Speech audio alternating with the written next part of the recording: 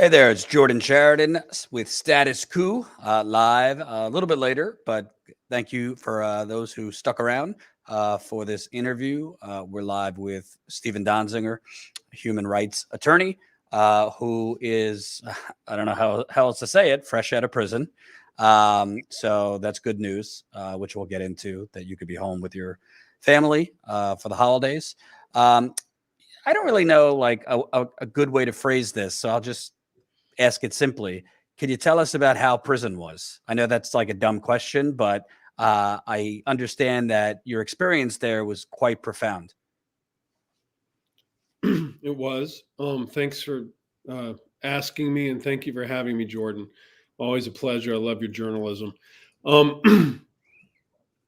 Prison was far more complicated and frankly difficult than I had expected for various reasons. One is it was much more isolating than I had imagined it would be. I couldn't really communicate to the outside. A lot of that had to do with the fact during most of the time I was in the prison. This is Danbury, Connecticut. It's a low-level federal prison, but it is a prison. I lived in a cell. It was locked down because of COVID, and we couldn't get outside. Could get outside maybe once a week to the yard to walk around. There were 2 phones for 80 people. Internet was very restricted. I mean, we couldn't get internet access, and then email, you had to use their system that they monitored, and it cost money, and a lot of people didn't have money. Visits were virtually impossible because of the virus. And essentially, it was virtually impossible to communicate with the outside. And I found that not to be what I had expected. I thought I'd get a lot of visitors and really be able to continue, to some degree, my work. Now, on the other hand, there were some incredible moments inside, a tremendous amount of humanity, people living there, some for 15, 20, 25, 30 years, even lifers, showing each other a lot of respect, a lot of mutual support, a lot of, inmates helping craft legal briefs and, writing poetry and engaging in all sorts of creative activities to really keep sane and keep alive. So in a place that is designed to isolate and designed to keep you down, I saw people connecting and rising up. So it was simultaneously very isolating and depressing, but also empowering. I don't know if that makes any sense. I mean, we're so used to social media platforms and, cell phones and talking to whomever we want when we want. Couldn't do that there. And people ended up really relying on their human connections to each other to survive. And there was something kind of nice about that in a way that doesn't really happen on the outside. But make no mistake, prison is brutal. And, while the Bureau of Prisons, which runs this prison and all of our federal prisons, I think does generally tries to do a very professional job, the way the system is designed makes it very difficult for inmates to access programs, education, the things they need to acquire the tools to succeed on the outside. And, I'll just mention in closing, and whatever my particular experience, our federal prison system has a 65% recidivism rate. I mean, it's not an institution that's succeeding in any way, shape, or form in its goal of, reintegrating people back into society. So, there's a lot of work to be done. It made me think about a lot of issues, the connections between the injustices in the prison system and in the justice system, the injustices in Ecuador with the indigenous peoples getting, completely screwed over by Chevron's refusal to pay the judgment that the indigenous peoples wanted to clean up Chevron's pollution. It's all connected, right? So, I'm a lawyer on civil case, historical, environmental case, and I'm in prison now, or was. I'm still, by the way, under detention at home, but I in prison for 45 days with people who also, in their own way, were getting completely screwed over by the U.S. justice system, even if they had done something wrong. as many had. The sentences were crazy long, and it was a very difficult place to survive as a human being. But people managed, and I'm proud of my fellow friends in there whom I met and connected with. If they ever see this, I want to tell them I'm thinking of them, and I miss them, and I say hello. I wanted to ask about in the prison, because it's my understanding that you were basically the only one there for a misdemeanor, or not a serious, serious felony, or most of them were violent offenders. Can you kind of talk about? You seem to have stood out for being very different for the reasons you were there. Well, I think that's very true. I was absolutely the only person in a 900-man prison on a misdemeanor. Everybody else was on a felony. Kind of underscored in my mind that the whole thing was orchestrated by Judge Kaplan, Judge Preska, Chevron, to impose upon me a level of suffering that no one had ever seen before for this level of offense. And I'll assert again my innocence to this ridiculousness that Judge Kaplan has tried to impose on me, that, contempt of court when I was actually litigating on behalf of my clients in Ecuador, one of his discovery orders in a civil case. And I end up in prison without a jury for 6 months, or on a 6-month sentence. So, yeah, I think everybody from the prison staff to the other residents, by the way, I hate the word inmate, I can't figure out another word. I'm calling the people my fellow residents of the Danbury prison. They were all befuddled to see a person like me there. They're like, why are you here? We never see this in this prison. Mm-hmm. We never see first-time misdemeanor defendants in prison. They're put on probation, sent home, fined. So the fact Judge Preska gave me a 6-month sentence on top of over 2 years of pretrial house arrest for a misdemeanor when no other lawyers even spent 1 day detained either at home or in prison for this level of offense is an outrage. And I'll repeat it. It's an outrage. And it's wrong that I'm still under detention. Even though I'm home and I was released early, I'm not free. Okay, I am being monitored, and I cannot leave my home except under very narrow circumstances with permission of an officer of the Bureau of Prisons. So, we've been calling Amnesty International, and others have been calling on Attorney General Garland to take back the case. I'll remind people I was prosecuted not by the U.S. government, by a private Chevron law firm, and get this thing dismissed. Right now I have until April 25th at home. That's roughly 4 months, 130 days.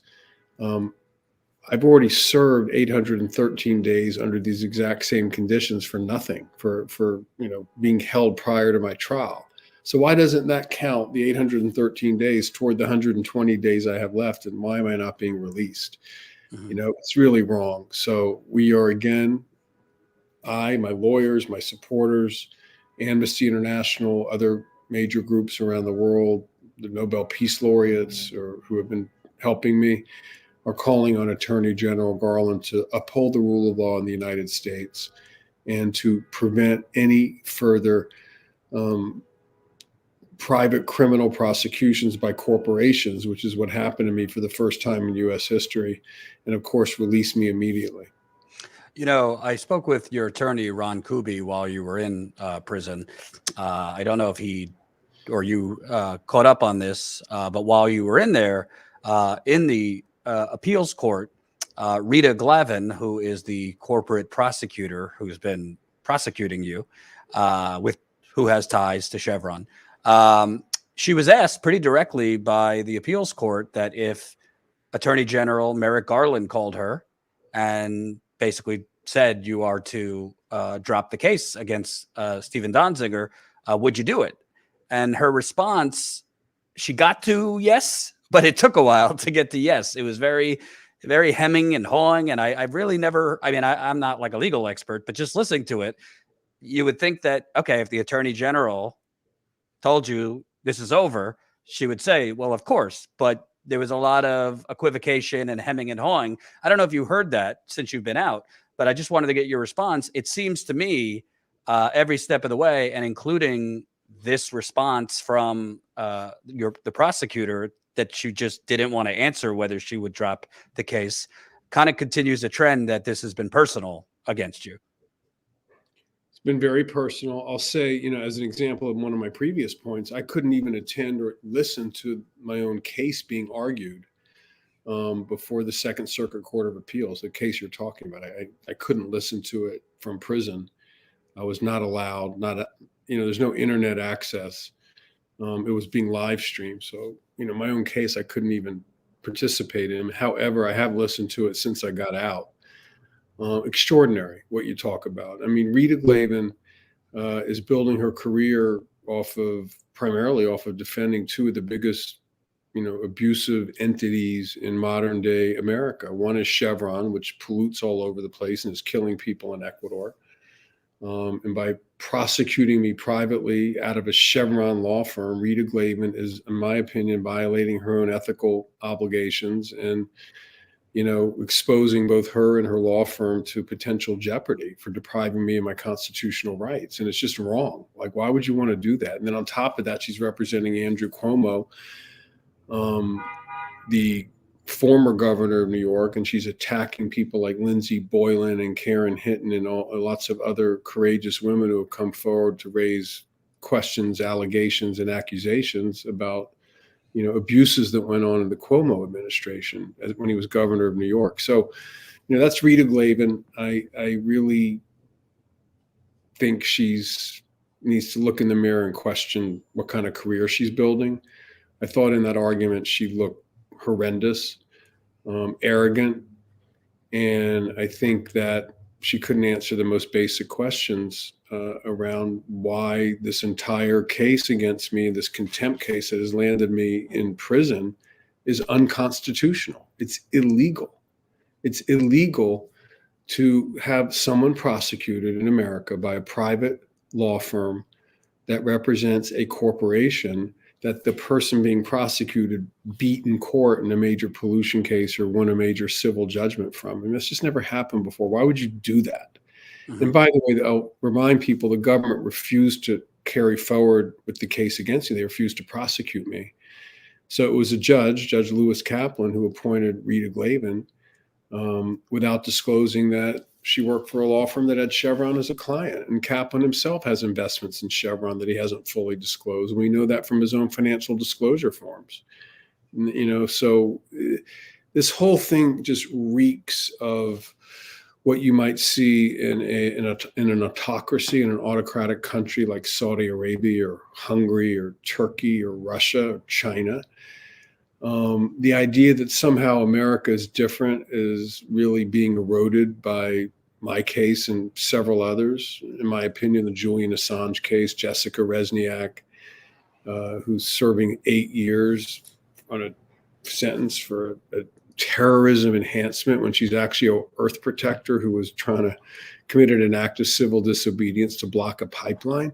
I mean, the things that are happening in our country right now in service of the fossil fuel industry and powerful corporate interests through the judiciary are really frightening. And frankly, let's not kid ourselves, we are no different than many of these other countries the United States tries to criticize for supposed violations of the rule of law.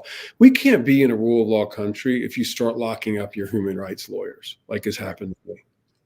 Well, speaking of Saudi Arabia, I mean, President Biden just pushed through another $600 million arms sale to Saudi Arabia that they say they're not using. They're not using these jets to commit genocide in Yemen, but that's a whole nother story. Well, it's all about service to the military industrial complex and the fossil fuel industry.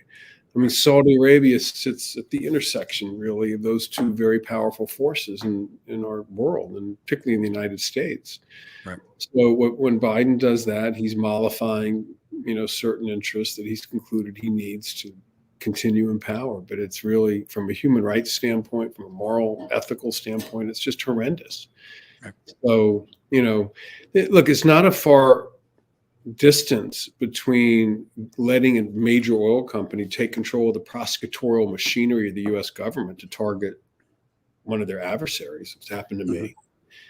to pushing through legislation, funding packages to sell weapons to a completely repressive country that kills journalists and has launched a illegal war that has, ended up massacring thousands and thousands of civilians. So, it's all connected. And I think Joe Biden, speaking of the Biden administration, they need to sort of do better. On climate, you cannot, pretend even to deal with the climate issue if you're going to let your earth protectors and your water protectors be locked up in your own country. So, I think Joe Biden has a lot of work to do. Yeah. I wanted to ask you also, because it seems to me, obviously, you and Julian Assange's case is different, but I see a similarity in that in the case of Assange, God knows how many millions have been spent, hundreds of millions of dollars to go after him. In your case, Chevron has spent millions of dollars to go after you, but it seems to all have the effect, aided by the media, by the way, Mm-hmm. to change the subject from, in your case, what Texaco, which became Chevron, did, which people in Ecuador are still ill, and this has not been cleaned up. The billions of gallons of waste that they dumped in Ecuador. In the case of Assange, the media write-ups said even you don't even hear about what he released. You only hear about whatever the case they put together against him. It seems like it's this kind of new playbook to essentially, through media, through PR and millions of dollars, to criminalize whether it be publishers or lawyers and completely whitewash what exactly was discovered in the first place, which in your case was that Texaco, which became Chevron, was intentionally dumping their waste in some of the most vulnerable communities on Earth. Well, I think you nailed it. Basically, it's about finding this is well, let me just this. It's a playbook, created by the corporate world in conjunction with lawyers, corporate defense lawyers, to basically save big companies or governments from scandals and from being exposed. And in my case, Chevron was exposed. They lost the case. To remind people, since we're always talking about me, let's talk about them. They deliberately dumped 16 billion gallons of cancer-causing waste into the Amazon onto indigenous ancestral lands, and that ended up killing thousands of people from cancers and other diseases. It's been there almost 50 years. It's never been cleaned up. They've lost legal case after legal case, still refused to pay. So they sat around like, how do we avoid paying this? And they're like, well, who can be the face to distract attention from what we did? And they settled on me. And I've been attacked over the last 10 years by 60 Chevron law firms, 2,000 Chevron lawyers.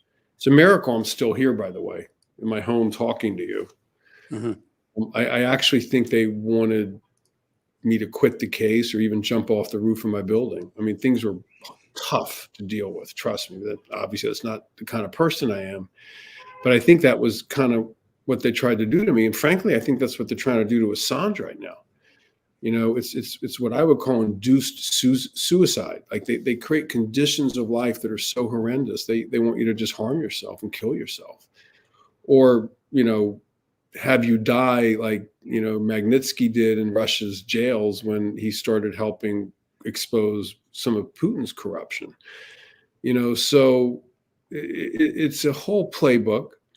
It is designed to distract attention from the wrongdoing of very powerful interests. In my case, fossil fuel interests, Chevron, and Assange's case, the U.S. government, the national security state, out of control, shooting and bombing Iraq in ways that were killing thousands, tens of thousands of innocent civilians. So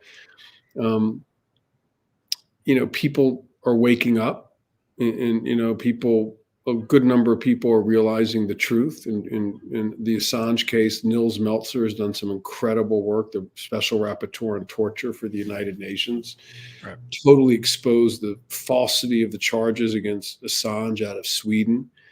But, part of the playbook is before you can bring someone down or before they can be utilized as a effective weapon of mass distraction, which is what Assange is and what I think I am for Chevron, you have to smear the person. You have to sort of prepare the public to not like them. In the Assange case, it was about rape, false charges of rape out of Sweden. And people are like, well, I'm not going to support that guy, even if he is right on the publishing or journalism side, And in my case, it was I bribed a judge in Ecuador, which is completely false. Never happened, rejected by 28 appellate judges in Ecuador and Canada, but found to have happened by Judge Kaplan, the guy who ended up locking me up on this contempt charge. Right. So, there's a whole playbook. There's a methodology to what it might appear to be madness, but there's a real well thought through playbook, and it's a corporate playbook. And by the way, if they get away with it with me and continue to get away with it with Assange, and I would argue they're not getting away with it. Too many people know about it, but they plan to keep using this playbook unless people stand up and stop it.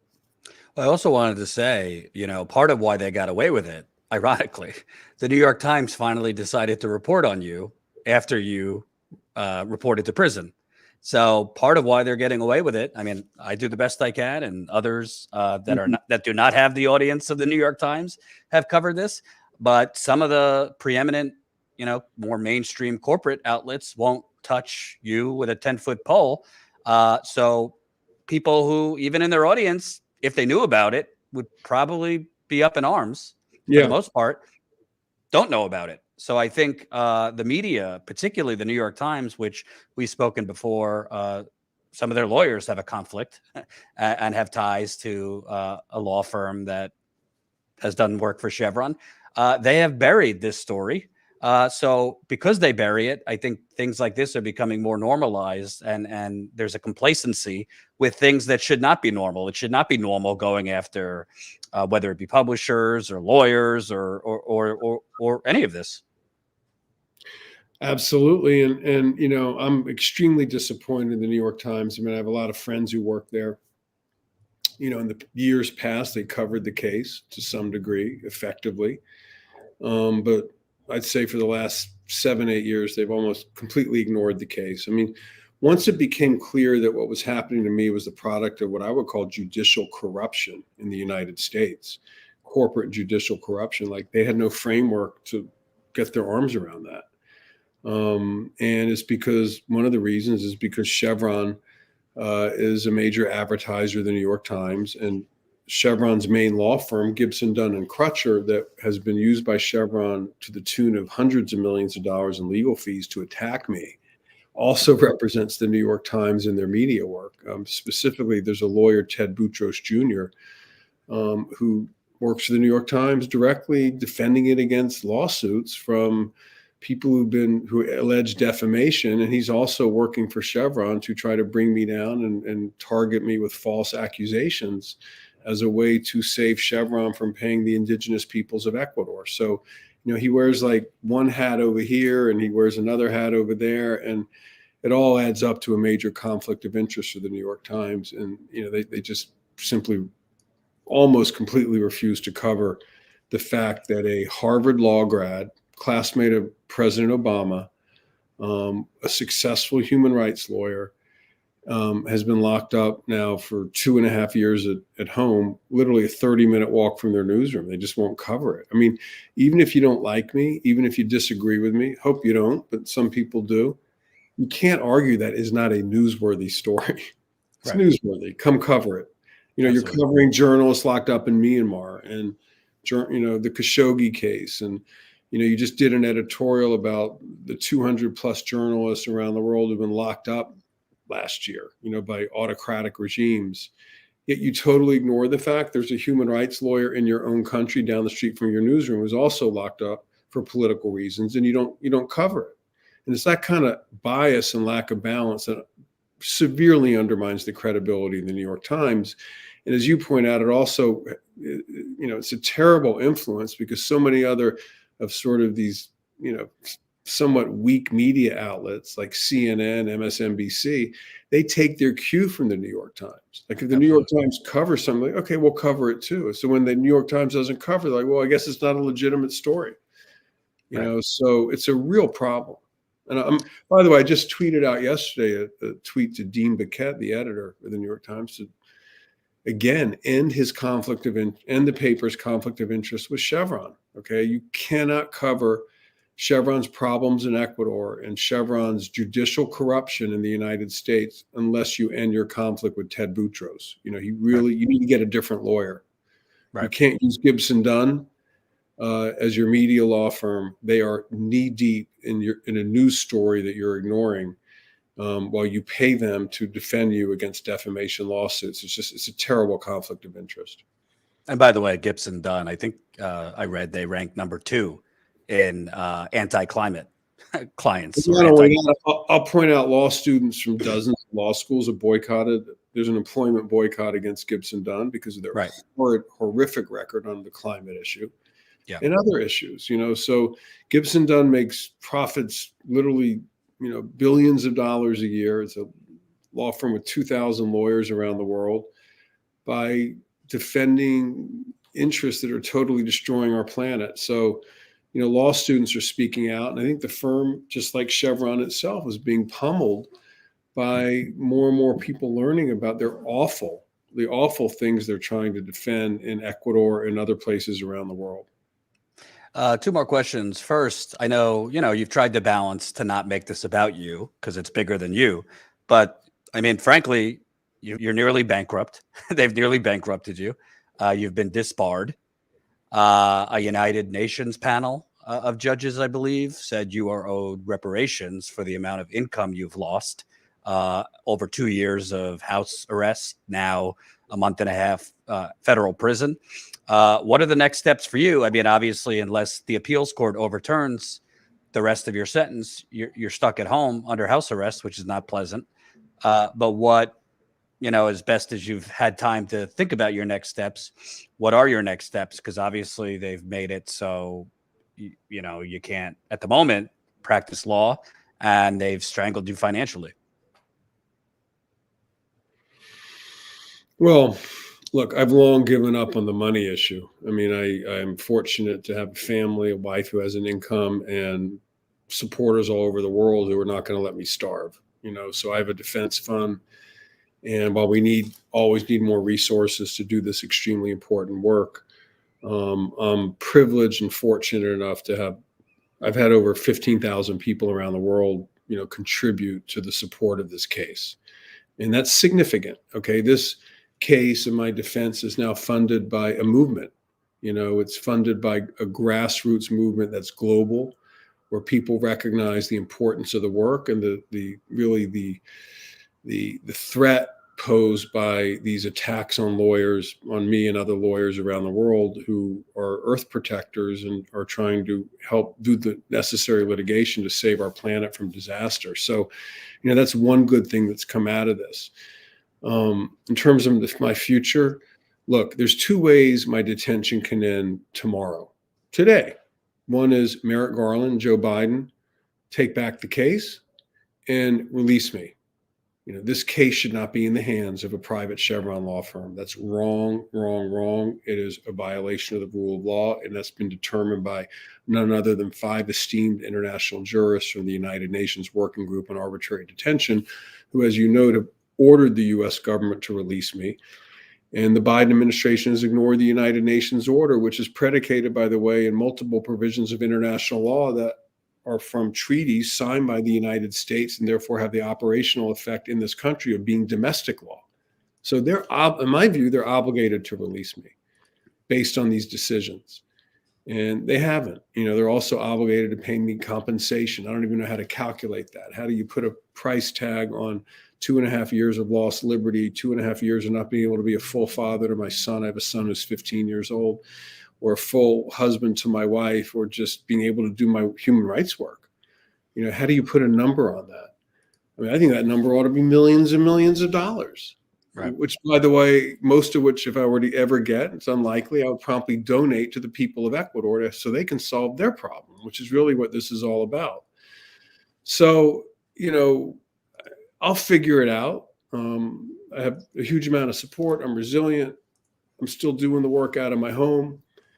I want to write about my experience in the prison. I want to write about the Ecuador case, and I want to continue to try to move everything forward. I will say that my disbarment, which again was orchestrated by Judge Kaplan without even a hearing, I could never challenge his false findings that I bribed the judge in Ecuador, which is the basis of my disbarment. I'm going to continue to fight that to the extent that I can.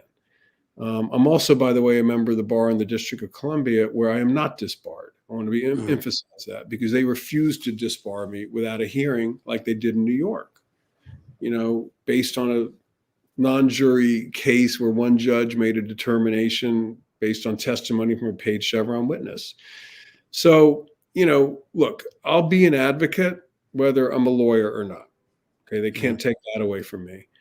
And in terms of the legal work on the case, that is the important underlying case to force Chevron to pay the people, in Ecuador on whose lands it dumped 16 billion gallons of cancer-causing waste. Other lawyers are available and are working, and many others are asking to join the team to continue forward with that part of the case. That won't be me. I'm not a lawyer. But, right. I think I've taken enough pain for one person, and I think others are ready to step up as part of a team and make the case even stronger, even if I'm not in that role anymore. And lastly, separate from your case, just from the climate perspective, which obviously is your life's work,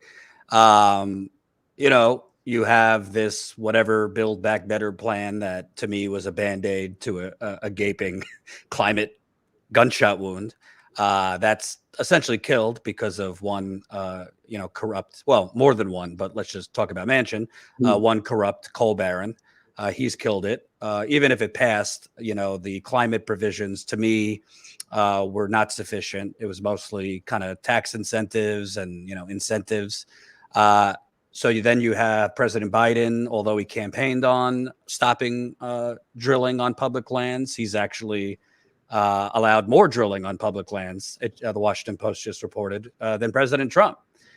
So our climate is beyond in trouble. And essentially, even the modest reforms that were proposed have now been killed.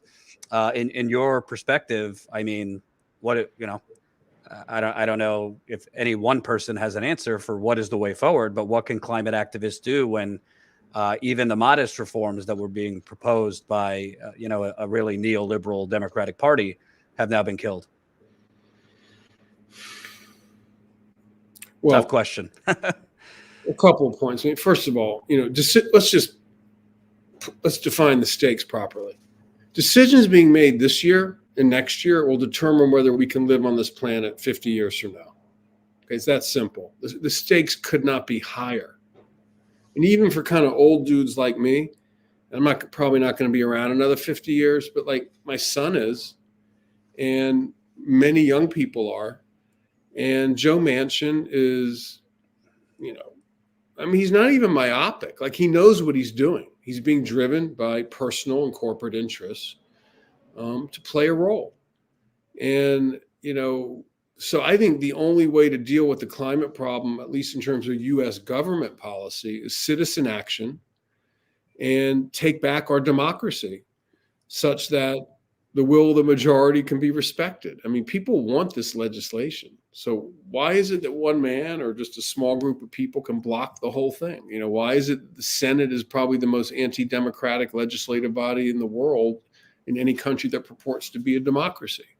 Why do you need 60 votes to pass legislation and not 50 or 51? Nothing about this makes sense. Why does Wyoming have 68 times the representation in the Senate that California does, proportional to population? So, we have systemic problems in the United States of America related to a lack of democracy. It's gotten much worse in recent years. Obviously the Trump phenomenon is both a manifestation of that and an accelerant to that. And until those fundamental issues are dealt with, it's going to be very difficult to deal with climate and a lot of the other problems afflicting American society, racism in the criminal justice system, income inequality, lack of opportunity. I mean, they're all in the bill. Most of these things are, there's efforts to deal with so many of these problems. So what Joe Manchin did is unconscionable. How one man can essentially hold up legislation and determine whether we're all going to be able to live on this planet 50 years from now. So, we got to interlink the climate issue with the voter issue and the democracy issue, or we don't stand a chance. That's my view. Absolutely. Thanks for coming on. I know, just getting out of prison, you want to spend time with your family. So I appreciate you taking the time. And yeah, we'll stay on this story. Thank you so much for your coverage of this story. It's been really important. I'll remind people you did, I think, the only live stream of one of the protest rallies outside of my building when I was on, I don't know, maybe my 600 or 700th day of house arrest last summer.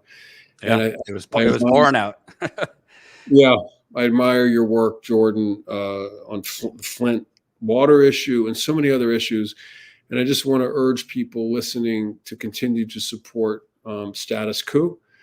And please, thank you. Please continue to cover this. And obviously, I'll be available if you want to talk again. And my apologies for being late. Thanks so much. No problem.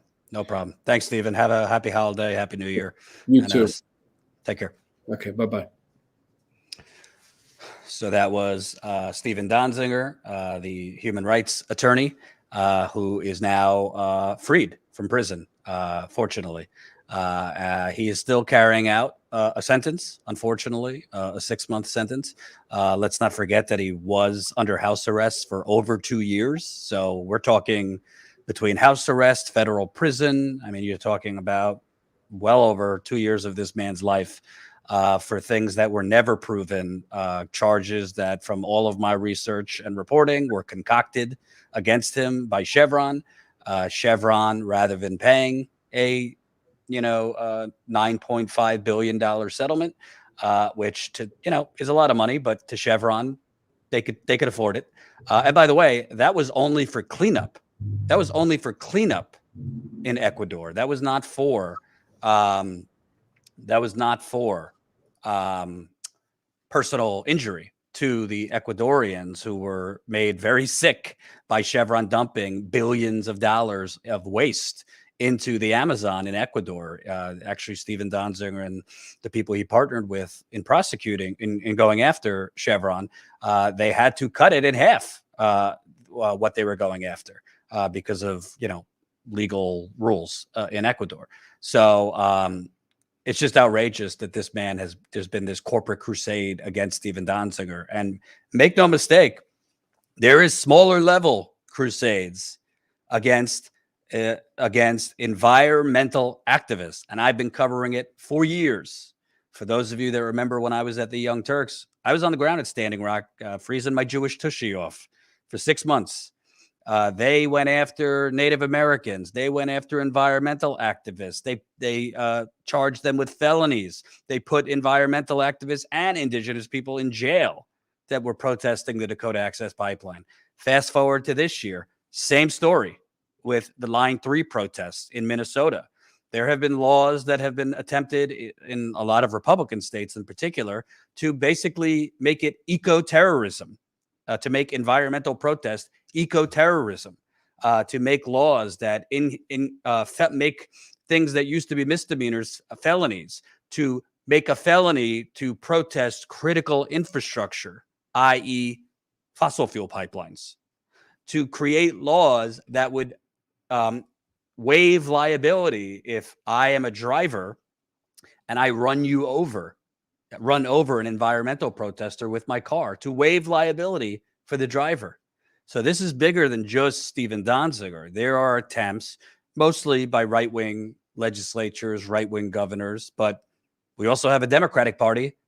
I just told you, President Biden, who ran on banning drilling on public lands, which, by the way, was a drop in the bucket. It's not, we need to ban drilling beyond public lands. He has increased drilling on public lands compared to President Trump. Remember President Obama, who bragged that he had doubled or tripled the amount of oil drilling in this country. He was a mother fracker, Obama. So this is much bigger, much bigger than just Stephen Donziger, unfortunately. So I want to, before we go, I want to read some super chats. I also want to show you some new swag because, as we announced yesterday, Status Coup now has some new merchandise, which I'm excited about. And by the way, we'll cut up that Stephen Donziger interview into shorter clips. So before I read super chats, let me show you some new merchandise for this holiday season. Now, you could get United Corporations of America. This one is a members exclusive. So this United Corporations of America shirt, and let me show you the design. So that is what's on the shirt. You got Biden, Bezos, Zuckerberg, Kamala Harris, Trump with the United Corporations of America flag. So that is on the shirt there. This one's available only for members. So you got to be a Status Coup member to get this shirt. You could go to StatusCoupMember.com/member store. That's StatusCoupMember.com/member store. So we're going to have certain merchandise that are only available for members. So this one only available for members. Let me know if you like the design in the chat. We also have this one's available for everybody here. So this is the United Corporations of America with the dollar signs where the stripes used to be. Oh, Colin's back. So you could get that one in StatusCoup.com/store. That one I really like. We also have the Fossil Fuckers, one of my personal favorites. So that's in the StatusCoup.com/store as well. So these are part of our new merch. Oh, we also have, this is a quote that I often say. Most people are not lacking compassion in this country. Most people have no fucking idea what the hell is going on. Can I tell you how many times my father has called me to tell me, stop with the cursing, stop with the cursing? God bless my father, who is a Trump Fox News watcher, but I love him anyway. He does not like me cursing. But this is the quote. So you got that quote from yours truly. So that's 3 shirts. You got, again, Fossil Fuckers, United Corporations of America, and the quotes. And for members, we got United Corporations of America. That one you could get at the StatusCoupMember.com /member store. We'll put all of these links in the description under this video. So if you lose sight, you could they'll be in the description where you go. Also, Colin, do we have the digital poster or whatever? How they get the digital posters?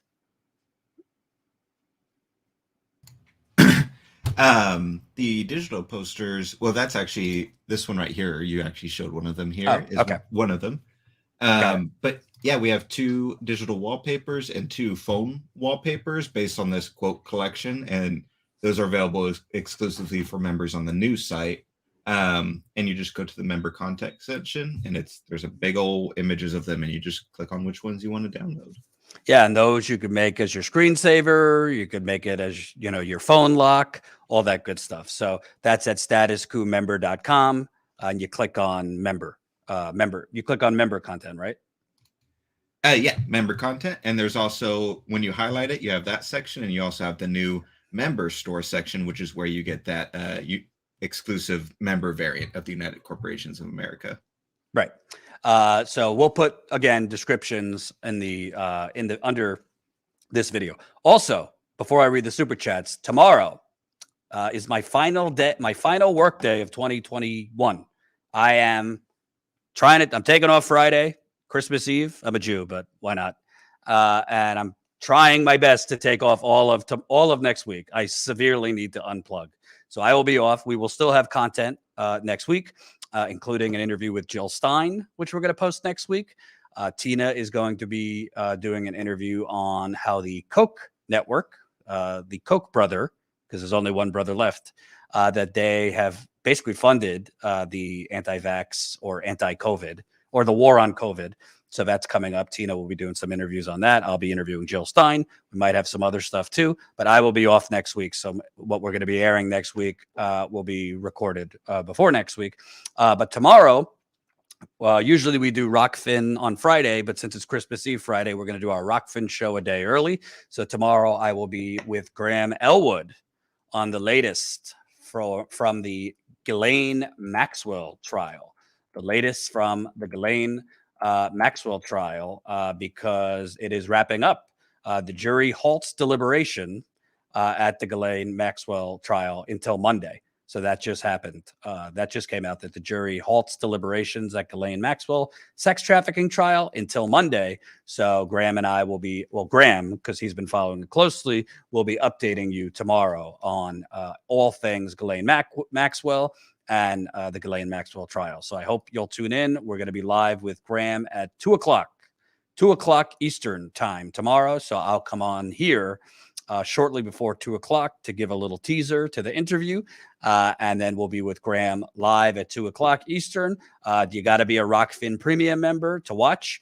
Graham has been covering Epstein, Ghislaine Maxwell for years. So this guy knows what he's talking about. So we'll have him on at 2 o'clock Eastern on our Rockfin exclusive.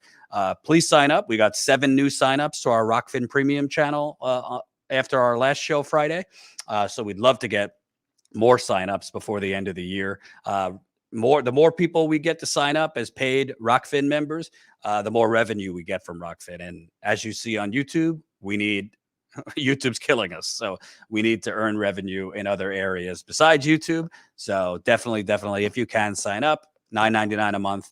You not only would you get our content, our premium exclusive content on Rockfin, but you get other channels, other premium channels, including Lee Camp. Graham Elwood has a premium channel. I think Ron Placone and a bunch of other people. So please sign up, rockfin.com/statuscoup. Let's read some super chats. By the way, I forgot to read super chats yesterday. So I do have your super chats from yesterday. I'll read those too. Here's today's. Luis Desjardins. I hope I pronounced that right. $5. Happy holidays, Status Coup and Steve Donziger. Wish for freedom for Assange. I couldn't agree more. Thank you for the super chat. Fly Chomper Fly, $5. Thank you so much for doing this interview. You are one of the very few outlets where we could hear about these attacks on Stephen and democracy. Thank you. Beta Virus, $10. Thank you. Double K, $19.99. I appreciate it. Human 80, $9.99. Thank you so much. I appreciate it. Gabe Newell, $4.99. How optimistic are you that the persecutions of Donziger and Assange could be rallying calls for leftist unity against the powerful? I don't want to lie to you. I'm not optimistic, unfortunately. I wish I could tell you I was, but I'm not. I think right now there's so much division on the left. And I think there's so much... I think there's a lot of deflated balloons on the left. Not that I'm calling people balloons, but I think a lot of leftists are feeling deflated right now and feeling complacent right now because, we were told, get rid of Trump and we'll fight Biden on day one. But that day one has never come. And there has been no fight against Biden on the left. Bernie hasn't done it. The squad hasn't done it. There's been a lot of weakness in my view. There's been a lot of naivete in my view. Really, the main fights we're seeing aren't even on the left, but they're among workers on strike, among workers in doing union drives. We've covered it on the ground, covering worker strikes. We were on the ground covering the John Deere strikes in Iowa and Illinois. We were on the ground in Buffalo covering the union drive that Starbucks, since our coverage on the ground, has successfully won their first union in America right there in Buffalo. And now there are other Starbucks in Seattle and Massachusetts that are now filing for unions after Buffalo was successful. We've been on the ground covering the Amazon workers in Staten Island, which one of the biggest Amazon warehouses in America, that their union drive, and they have been up against beyond so many obstacles, but major union busting that we have covered at the Amazon Staten Island warehouse. By the way, they just refiled today, these Amazon workers in Staten Island. They just refiled today with the National Labor Relations Board, which previously had rejected their petition to get a union vote, saying they didn't have enough signatures. So the workers went back today and refiled to hold a union election. So hopefully they'll have a response, a good response, with the go-ahead from the National Labor Relations Board to hold that union election in Staten Island. But even if they get the go-ahead to hold the union election, we know, based on what happened in Bessemer, Alabama earlier this year, that Amazon is not beyond illegal actions to stop a union victory. They broke the law in Bessemer to stop that union election and stop that union victory, stop the workers from being victorious. Their actions were so illegal that the National Labor Relations Board ruled that the election has to be done over. So it's going to be done over in 2022. So we've been trying to cover all of these things with, frankly, not a lot of resources. Hint, hint, join statuscoup.com/join. You can become a member for as low as $5 a month. As a member, you get access to our monthly members call through Zoom, which we took a poll, and more people wanted it. We were going to do it before the new year, but we took a poll whether people wanted to do it before the new year or wait till after the holidays, and more people wanted to wait till after the holidays. So we'll be doing our members only call in January, probably early to mid-January. We also, as a member, you get access to behind the scenes video content. You also now get access to exclusive merchandise that only members can purchase. So there's a lot of great perks for membership, but more importantly than the perks you get, you're helping to fund on the ground reporting. And we want to do more reporting. You know, right now with this Omicron variant, it's spreading like wildfire. I'm not going to lie to you. I don't know if I'll be traveling in the short term. I've taken the COVID vaccine. I've been boosted, but it's so contagious. I'm not trying to get COVID for a second time because I've already had COVID once. And also, I don't even know, even if I wanted to go travel somewhere, I don't know if there's going to be people on the ground to cover, because right now it's spreading. Omicron variant is spreading so far and wide that I don't know if I went somewhere, if there's going to be enough people to interview and, stuff like that. So, we're monitoring things, but of course, whatever, as I feel it, if it's safe, I will be out there as much as I can. Remember, we have been, for the most part, continuing to travel and cover important stories during a pandemic. And I'm not interested, if there's anti-vaxxers in the chat or, conspiracy theorists, whatever, I don't care. You think what you want, you're wrong.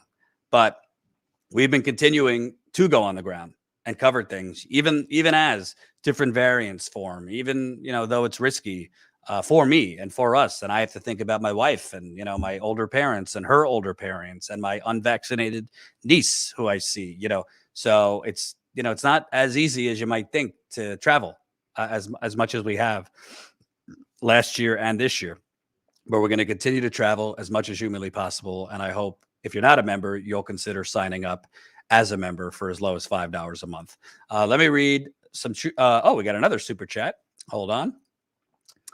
Thank you very much. Dinor, $20. Your work is unparalleled. Thank you. Well, thank you. I really appreciate the kind words. Sometimes, sometimes my hopes, I'm feeling down in the dumps because, this Kyle Kalinske even said it. This channel is one of the most suppressed channels on YouTube. We are very, very severely suppressed. We have 123,000 subscribers, but majority of the time, our subscribers don't even see when we're live. They don't get notified. Our content is never recommended by YouTube. So it could get a little tough. Sometimes it's tough when you're on my spirits, when I'm breaking my back and we're breaking our back, and you see other channels that are doing more kind of like hot take commentary, like blowing up, where we're doing like real on the ground investigative reporting, human interest reporting, what I consider to be justice journalism, and our views are nowhere near that. If I just changed things up and just did hot takes and, kind of clickbaity commentary, I'm sure we'd blow up. But, that's never been what we want to do. So we're going to continue doing what we do, but it would definitely help us if more people sign up as Status Coup members. So that's statuscoup.com/join. $5 a month. You could become a member. It comes down to 16 cents a day to become a Status Coup member. So I hope more people will sign up. Fly Chomper Fly, $5. It's all been going on for a long time and still no left-wing motivation. Sigh. Yeah, well, hopefully that changes in 2022. But, you know, right now, I don't think the left is vibrant or booming at all, unfortunately. I want to read from yesterday because I ended the live stream before I could read these. Crafty Geek, a new YouTube member. You could also sign up as a member through YouTube. So thank you, Crafty Geek, became a new YouTube member. Aspen Fallen, $2. Happy Winter Solstice. Thank you. Thank you. Tina, $5. Watch the full Jake Tapper interview. Bernie called out Manchin and Washington as corrupt. I will watch that. Fly Robert Romano, tipped $2 on Rockfin. Thank you. Thank you. Thank you. Das Bosch Fleisch, €4.99. Manchin's phone should never stop ringing. He should get hundreds of calls per day from people who tell him how full of it he is. I think he should have more than phone calls. I think there should be permanent protests outside of his yacht and around his Maserati. I'm not advocating violence, but he shouldn't feel comfortable. He's an elected public servant. And if he wants to sell out the public and basically work for his corporate donors, then he should not be comfortable. He should have constant protest around him within, nothing violent. But, he doesn't need to feel comfortable. He should have public pressure on him 24/7. And he should have had massive pressure on him by the progressives in Congress for months. But they chose to wait till now to call him corrupt. They should have been doing it months before. Cheryl Tyler, $10. Bernie absolutely called Manchin corrupt. It was a Jake Tapper interview. Yeah, I heard that. I saw the interview. I didn't hear him specifically call Manchin corrupt. He definitely was kind of alluding to Manchin and the donors. I didn't hear him call him corrupt. Better late than never that Bernie is finally, pointing out Manchin is serving donors. I wish he would have been doing that for months because it's not just about optics, folks. I mean, it makes a difference when you call directly people what they are, which is corrupt, which is bought off, because the media will cover it because the media cannot resist conflict. That's how the media works in this country. They don't want to cover substance. They want to gin up conflict and sensationalism. So if Bernie, AOC, Pramila Jayapal, Ro Khanna, Jamal Bowman, Rashida Tlaib, Ilhan Omar, and the rest of them, if they would have been on offense saying, if it quacks like a duck, the man is a coal baron. He's making, according to the Intercept's reporting, millions of dollars as a senator from a coal company he owns, not to mention millions more from stock options related to that coal company. He is directly funded by big business, Wall Street, coal, fossil fuel companies. If they would have pointed that out and shamed him holding massive rallies in West Virginia, the media would be forced to cover it. And as forced to cover it, they would also have to cover what it is the progressives are saying. If you leave it alone and you don't do that, the media is never going to report on Manchin's donors. They're never going to report on the money that Manchin makes from a coal company. They're never going to do it on their own. That's why you have, as progressives, have to force the media to cover it. Because there's a lot of people, frankly, that do not know, don't know, even kind of limousine liberals. They don't know how corrupt Manchin and Sinema is. And that's why people become complacent with corruption. Oh, yeah, that's just Washington. Because the media never covers it or calls it out. So it's on elected progressives to call it out, to go on offense, to hold the rallies. The most we had in terms of offense against Manchin was Bernie writing an opinion piece in a West Virginia newspaper. And guess what? That got under Manchin's skin. Imagine if they would have done a lot more than write a newspaper op-ed in West Virginia. Joe Manchin can be shamed. Kyrsten Sinema can be shamed. But it takes a crazy amount of consistent, organized pressure in person and online. So, did I miss any? Humanity, this is from yesterday, $9.99. Thank you. D Nord, $20 yesterday. Exactly. Call them all out, Jordan. Thank you. Thank you. I appreciate all your super chats yesterday. Apologize that we ended the live stream before I read them. We'll try not to make that mistake again. Thank you guys for the super chats today.